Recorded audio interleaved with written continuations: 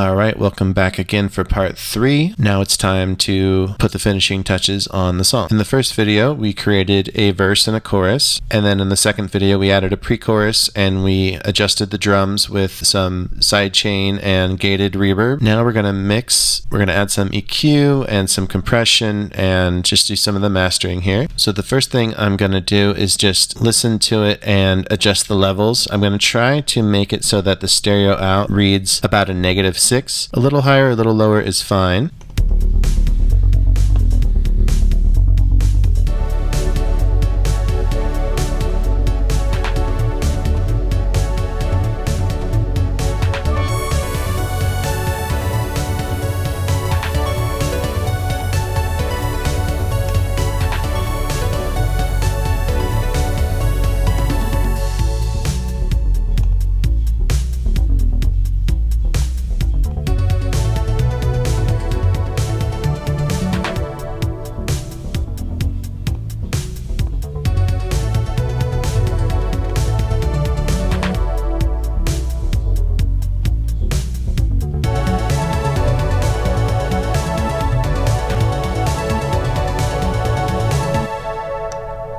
Okay, so we have the levels where we want them. I'm going to go ahead and add some compression starting with the drums.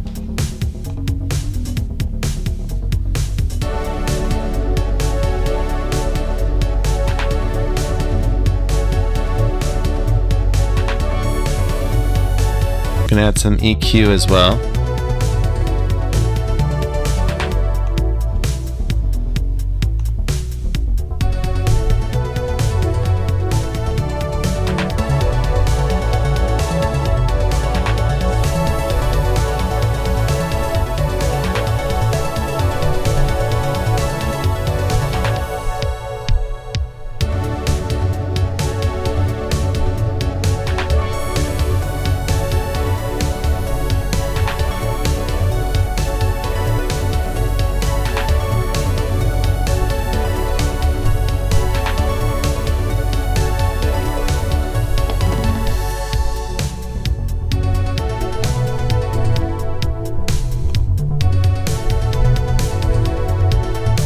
I'm also going to send over the drums to their own bus. So I'm going to start with the kick drum to, let's do bus 20. I'm going to have to make sure to move the dial up to 0, add the snare, add the claps. Actually, we had snare 2 as well. And while I'm at it, I'm going to copy this over to that snare. After I've created a bus send for the drums, I like to add compressor. We're going to just basically crank the compressor up here.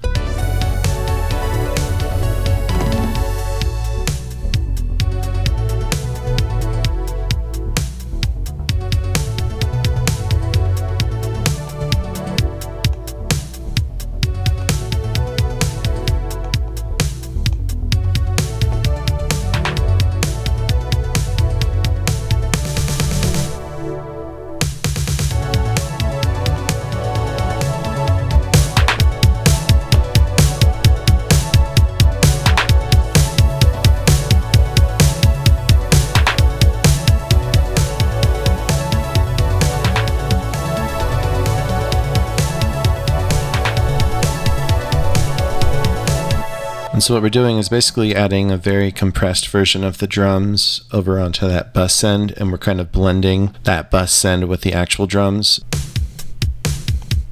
Still trying to go for nothing above -6. Okay, I'm going to add some compression over to my other instruments here as well.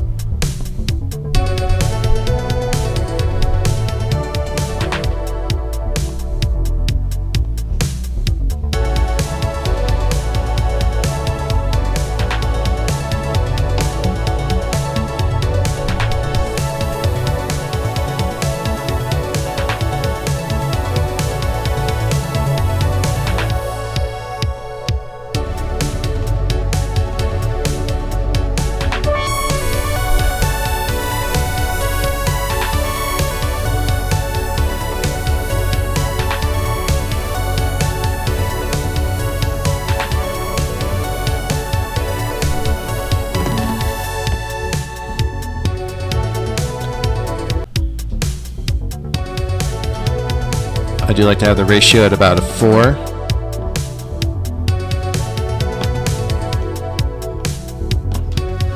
You can also adjust the mix so that you're essentially blending the compression with the actual instrument.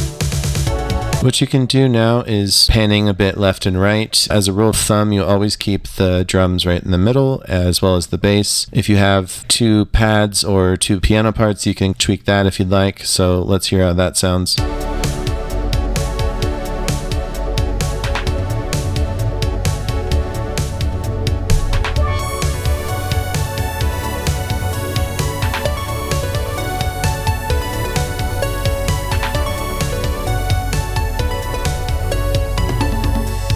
So I've just panned them kind of slightly.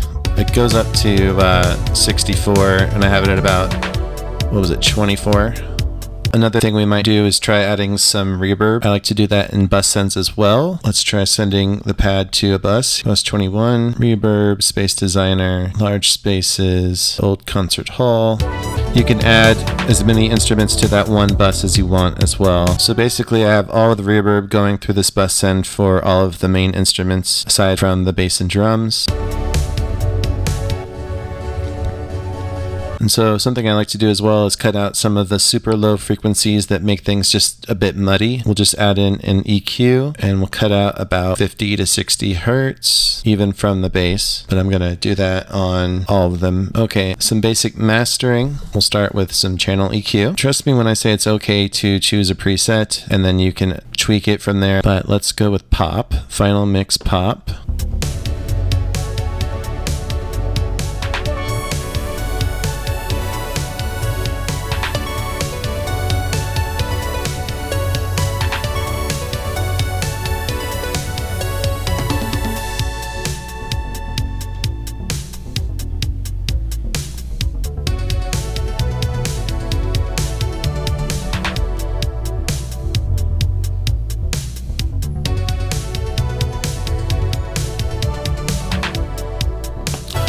Okay, we're going to add a compressor to the overall track.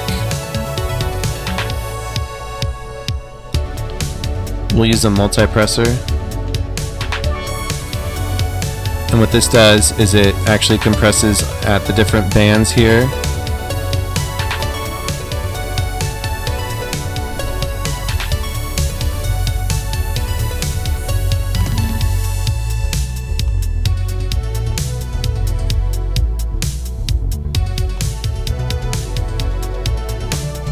And then lastly, we're just going to do the adapted limiter. So since the song will be going out on streaming services like Spotify and Apple Music, we want to set our out ceiling to -1 at least. And then we're going to just adjust the gain.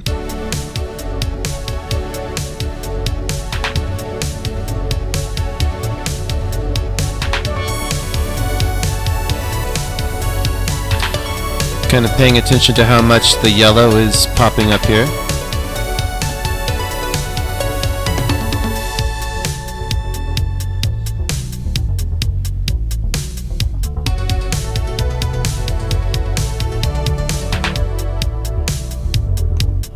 There you have it. That's just using all the stock tools that you have with Logic to mix and master. In another video, I'll go over some other tools such as the Isotope and the Slate products. Using some virtual tape machine and some more vintage style effects would really add to the flavor of the song. This is just to give you kind of an idea of how you can mix and master with what you've got. Hopefully you found some value in this series. If you haven't seen the first 2 videos, go back and check those out. Please like and subscribe and hit the thumbs up button, and I'll see you in the next video.